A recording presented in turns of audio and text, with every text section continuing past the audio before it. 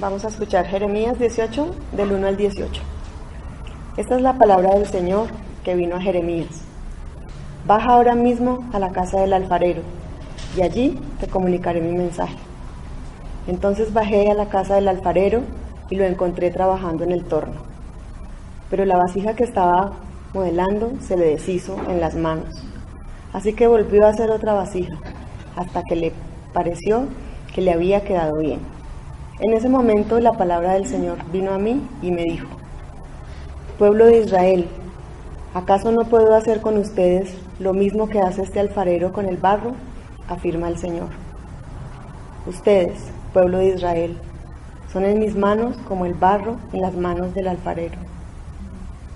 En un momento puedo hablar de arrancar, derribar y destruir a una nación o a un reino. Pero si la nación de la cual hablé se arrepiente de su maldad, también yo me arrepentiré del castigo que había pensado infligirles. En otro momento puedo hablar de construir y plantar a una nación o a un reino. Pero si esa nación hace lo malo ante mis ojos y no me obedece, me arrepentiré del bien que había pensado hacerles. Y ahora habla con los habitantes de Judá y de Jerusalén y adviérteles, así dice el Señor. Estoy preparando una calamidad contra ustedes y elaborando un plan en su contra. Vuélvanse ya de su mal camino, enmienden su conducta y sus acciones. Esta es palabra de Dios. Leeremos el Salmo 139, los versículos del 1 al 6 y luego del 13 al 18. Vamos a cada tres versículos, vamos a repetir todos: Señor, tú me examinas, tú me conoces. Iniciamos. Señor, tú me examinas, tú me conoces. Sabes cuándo me siento y cuándo me levanto. Aún a la distancia me lees el pensamiento. Mis trajines y descansos los conoces. Todos mis caminos te son familiares. Señor, tú me examinas, tú me conoces. No me ha llegado aún la palabra a la lengua cuando tú, Señor, ya la sabes toda. Tu protección me envuelve por completo. Me cubres con la palma de tu mano. Conocimiento tan maravilloso rebasa mi comprensión. Tan sublime es que no puedo entenderlo. Señor, tú me examinas y tú me conoces. Tú creaste mis entrañas, me formaste en el vientre de mi madre. Te alabo porque soy una creación admirable. Tus obras son maravillosas y esto lo sé muy bien. Señor, tú me examinas y tú me conoces.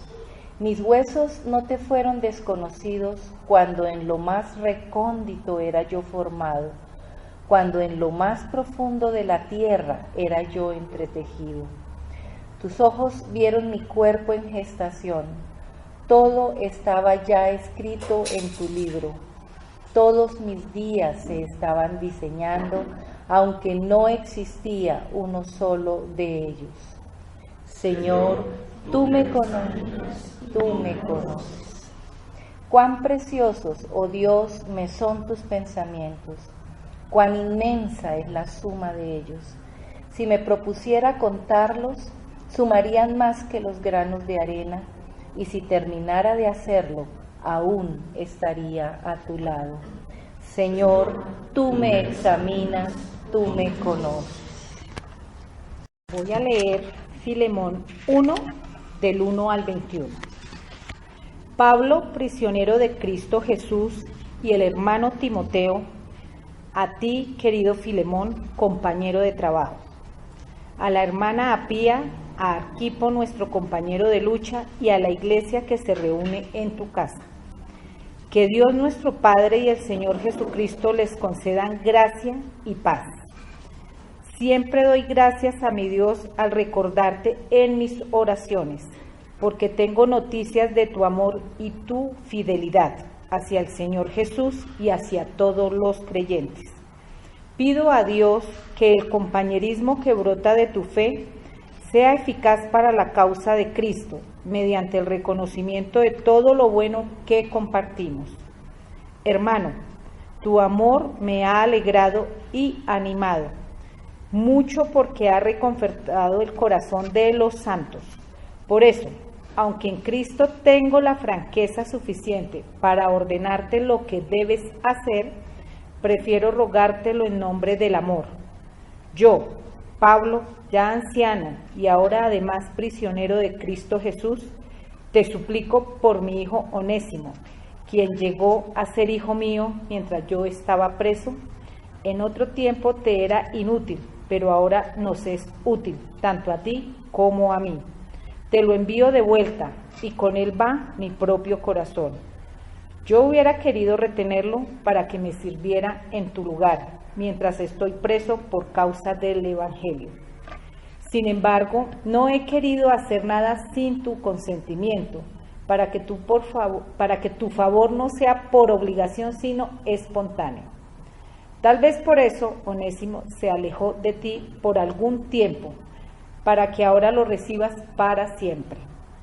Ya no como a esclavo, sino como algo mejor, como a un hermano querido, muy especial para mí, pero mucho más para ti, como persona y como hermano en el Señor.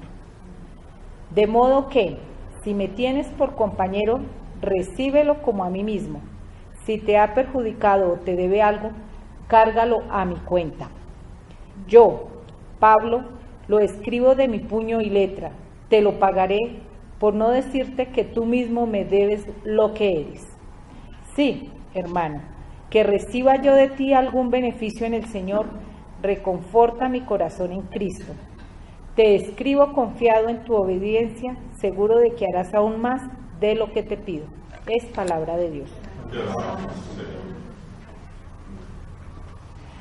Vamos a leer un fragmento del Evangelio según San Lucas, que está en el capítulo 14 y corresponde a la liturgia de hoy, los versículos 25 al 33. Dice que caminaba con Jesús un gran gentío. Se volvió hacia ellos y les dijo: si alguno quiere venir a mí y no pospone a su padre y a su madre, a su mujer y a hijos, a sus hermanos y hermanas, e incluso a su propia persona, no puede ser discípulo mío. El que no carga con su propia cruz para seguirme luego, no puede ser discípulo mío. Cuando uno de ustedes quiere construir una casa en el campo, no comienza por sentarse y hacer las cuentas para ver si tiene para terminarla. Porque si pone los cimientos y después no puede acabar la obra, todos los que lo vean se burlarán de él, diciendo: este hombre comenzó a edificar y no fue capaz de terminar. Y cuando un rey parte a pelear contra otro rey, ¿no se sienta antes para pensarlo bien? ¿Podrá con sus 10,000 hombres hacer frente al otro que viene contra él con 20,000? Y si no puede, envía mensajeros, mientras el otro está aún lejos, para llegar a un arreglo. Esto vale para ustedes. El que no renuncia a todo lo que tiene, no podrá ser discípulo mío. Esta es dura palabra de Dios. Este énfasis en que digo que es una dura palabra de Dios, es que en realidad Jesús, si leyéramos solamente eso de Jesús, diríamos: Este no parece que esté buscando seguidores, está buscando espantarlos. Plantea unas demandas que lucen completamente imposibles. Lo interesante es que estas demandas tan severas no las está haciendo a sus tres preferidos, a sus tres más cercanos, a los que les concedió el privilegio de estar en el momento de la transfiguración. No se las hizo a su discípulo amado, al que se podía recostar en su pecho. Ni siquiera es a los 12. Se la está haciendo a toda la multitud que le seguía. O sea, esto no es una exigencia para los avanzados. Se trata del requisito mínimo, porque le está diciendo eso a todo el mundo. Ni qué decir qué espera entonces de los 12 o de los 3 más cercanos. ¡Wow! Esta afirmación lo hace justo después de que ha hecho una parábola de un rey que invitó a un banquete y que a los amigos a los que invitó se excusaron diciendo: no, es que mira, tengo un familiar enfermo, no, mira, es que tengo un negocio importante que me toca atender, es que tengo una tierra que compré y me toca hacerle frente al asunto. Y les dice: no, ya no son invitados a mi banquete. Ustedes no fueron capaces de dejar de lado esas cosas para atender mi invitación, por lo tanto, no son dignos de mi invitación.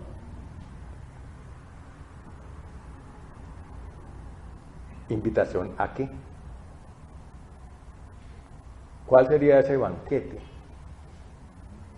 ¿Por qué alguien estaría dispuesto a renunciar a todo lo más importante? Es que está diciendo que a su mamá, al hermano, al hijo, a la esposa, a sí mismo. ¿Qué cosa puede valer tanto como para que yo esté dispuesto a renunciar a todo lo que yo considero valioso y fundamental? Es que aquí está tocando las cosas que uno considera, entre comillas, sagradas. ¿Qué cosa puedo yo anhelar? ¿Cuáles son los más grandes anhelos de un ser humano, de la sociedad, del mundo?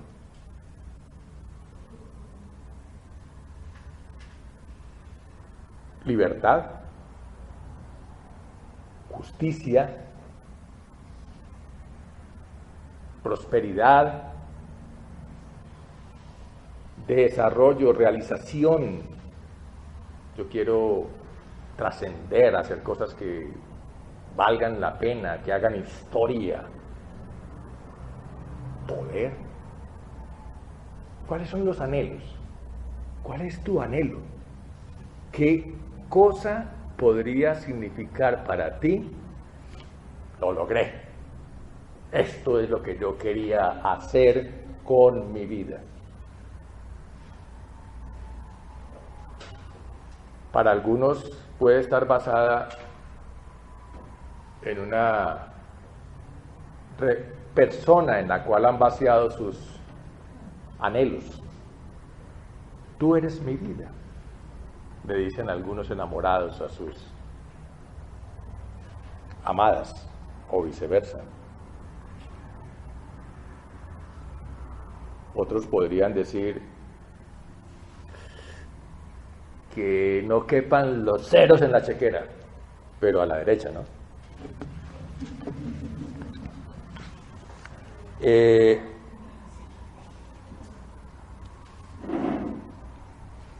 Lo que plantea, lo que ofrece Jesús, es un valor que está por encima de todos esos, imagínense, es que no cabe en la cabeza para uno como ser humano. Lo que Él ofrece se llama el reino de los cielos o la vida eterna, que a pesar de que son frases muy distintas, están refiriéndose a aspectos de esa misma propuesta.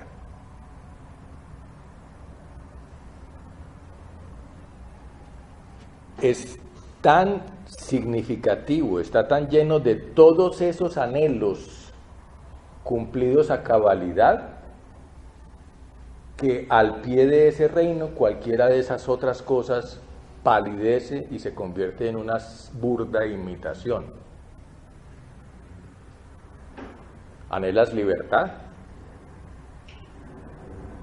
Solo la verdad nos hace libres. Cualquier otra cosa no es libertad. Estar por fuera de una cárcel no significa estar libre. Algún amigo que me visitaba del exterior notó cómo nuestras casas en Bogotá están llenas de rejas y de candados. Y dice, en esta ciudad la gente tiene la cárcel por casa.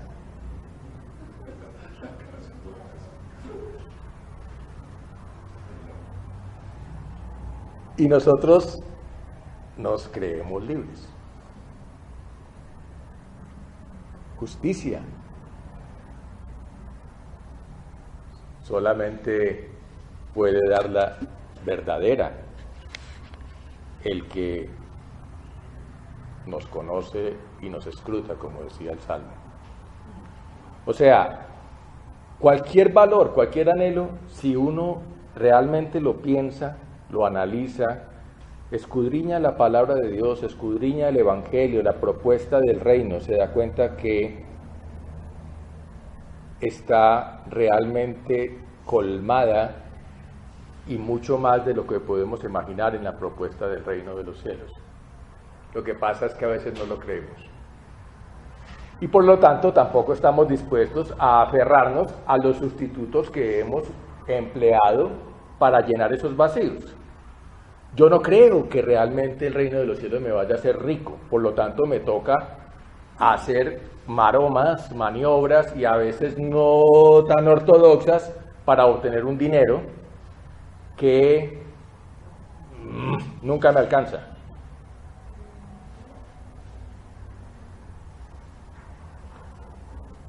Realmente yo creo que la máxima riqueza es el reino, como para que yo esté dispuesto a renunciar a cualquier otro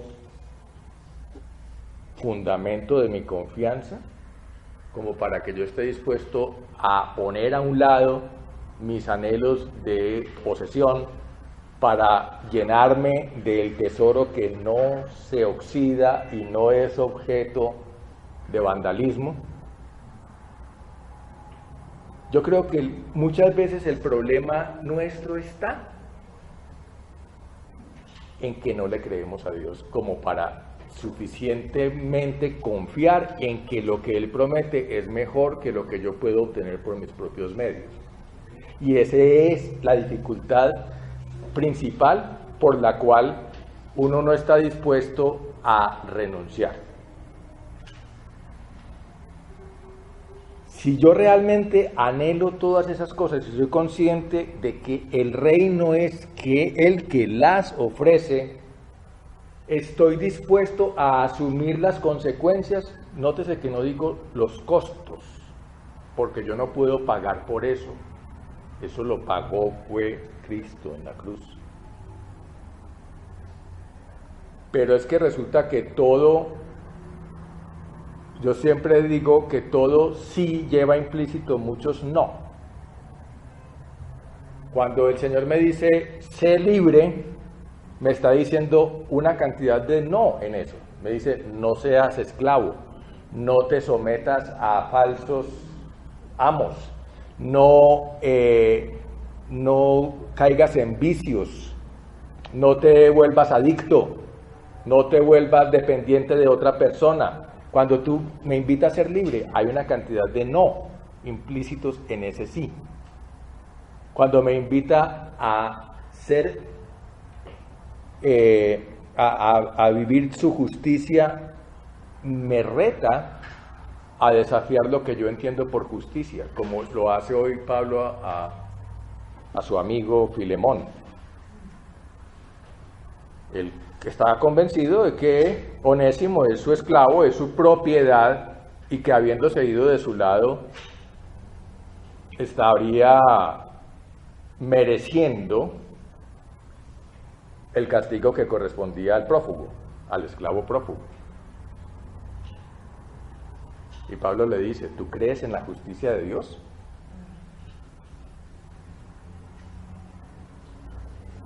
El Señor Jesús dice, ya no hay amo ni esclavo, ya no hay hombre ni mujer, ya no hay extranjero y judío. ¿Tú crees eso? Te lo digo amigablemente, pero es una orden. Pon en práctica esa justicia. ¿O entonces en qué crees?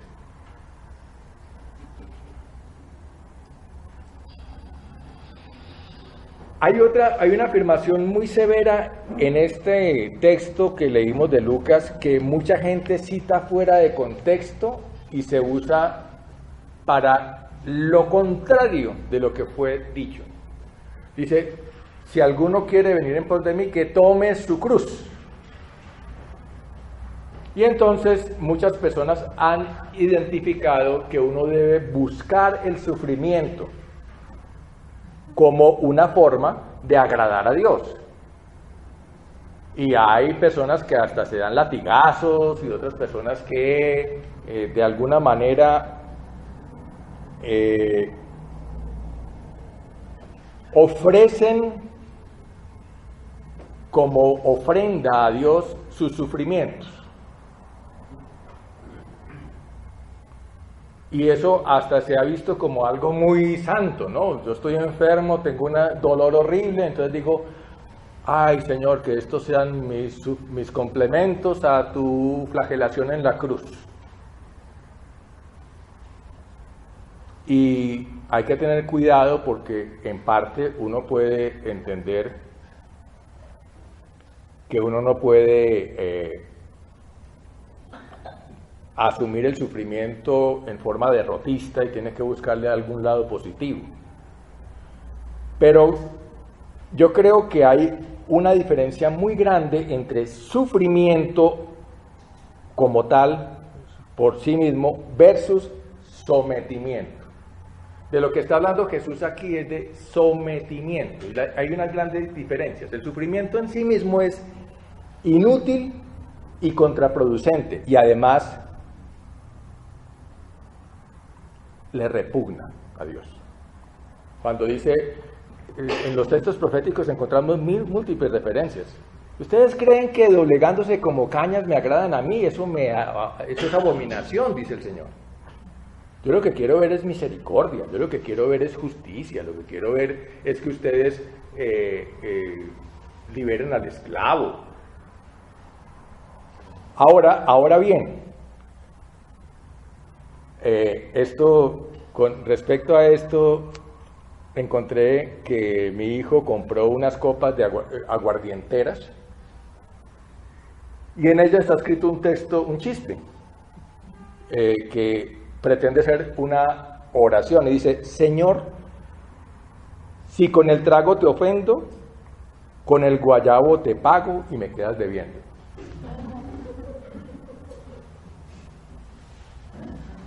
Pues esa es una caricatura de ese creer que al Señor de alguna manera le complace vernos sufrir, sin ningún propósito. Y Él te diría, me ofendiste con el trago y con el guayabo me acabaste de ofender más, porque te hiciste daño, porque esa es la demostración de que ese tóxico que te estás tomando te está destruyendo tu hígado y tu cerebro, por mencionar solo algunas de las cosas más simples, por no decir que te está destruyendo tu futuro, tu familia, etc.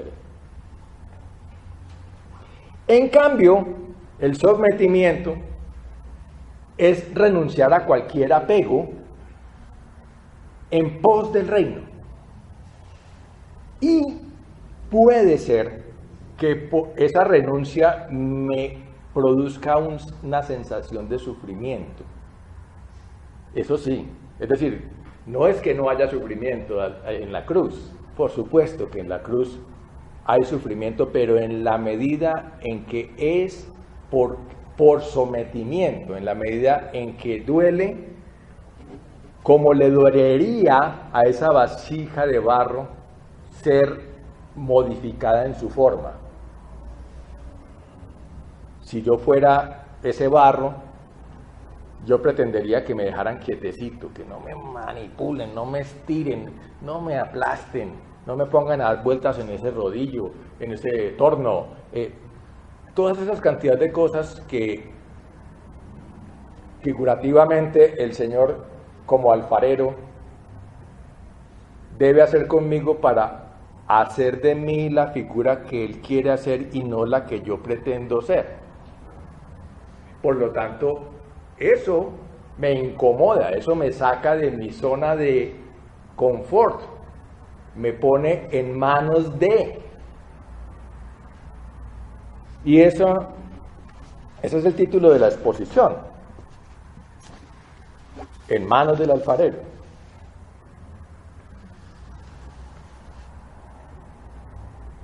¿Qué decir cuando la figura que menciona en el texto de Jeremías no es solamente que le cambie la forma, es que dice, me salió como no esperaba que fuera? Toca volver a aplastar ese barro, de pronto inclusive mezclarlo con otro que no es, para darle una consistencia más parecida a la que se espera para que sea moldeable. De pronto la vasija ya estaba un poquito seca y a veces los alfareros trituran ese barro que ya está un poco seco. E imagínate uno ser triturado. Pero es interesante que en la figura que usa Jeremías no dice, botó el barro y compró otro barro nuevo para hacer la nueva figura. O sea, el Señor no me va a desechar, no va a decir, este no me sirve, voy a buscar a otro. Bueno, finalmente sí, si yo no me dejo moldear, voy a hacer un material inútil y por lo tanto no voy a poder encajar en ese propósito de Dios que es que yo haga parte de ese reino perfecto. O sea, el único obstáculo realmente tendría que ser yo mismo.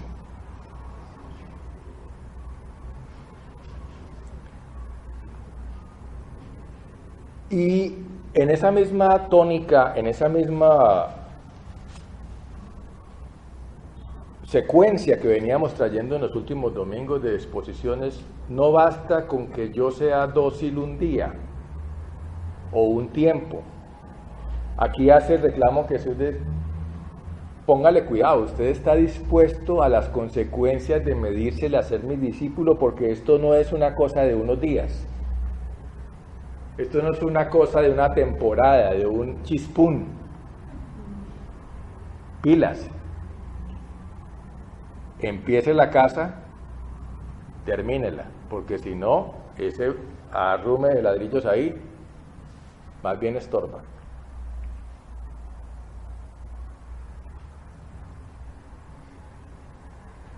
Estamos convencidos de que esta congregacioncita, este rebañito que Dios nos ha llamado a construir, su iglesia, su congregación, es algo que el Señor quiere que nosotros llevemos a feliz término.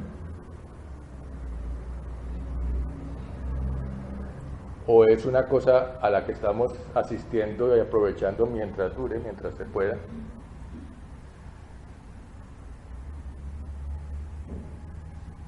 A mí eso me reta. Le estamos metiendo la ficha a esto.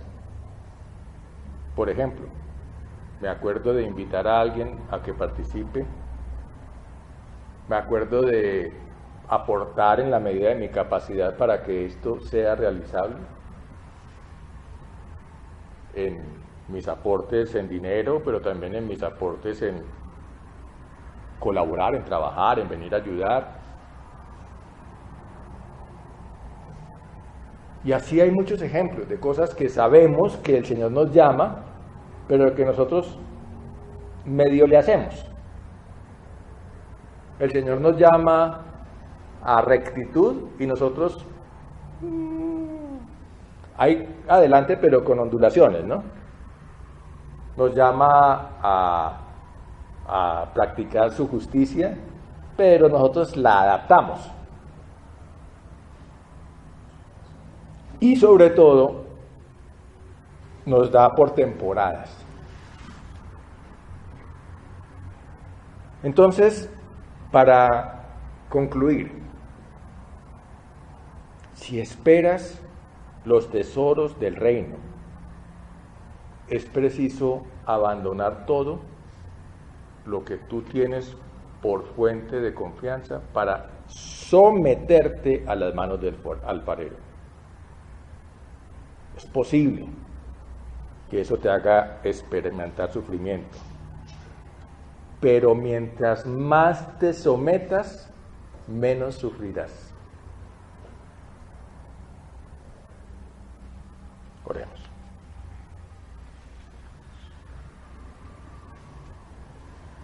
Padre, qué radical es tu palabra. Y en contraste, qué flojos somos nosotros. Reconocemos delante de ti, Señor, que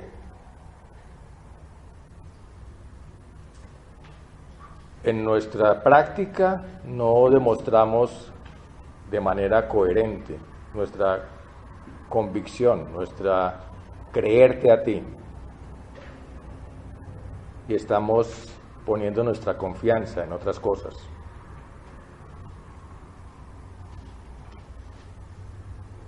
Queremos, Señor, que tu Espíritu nos llene del coraje, del entendimiento, de la fe decidida para romper con esa cobardía y hacernos tus discípulos, cumpliendo con ese mínimo que tú planteas, desprendernos de todos los sustitutos para depender y ser dóciles y ser moldeables por ti. Queremos ser esas vasijas agradables en tus manos. Te lo pedimos en el nombre de tu Hijo. Amén.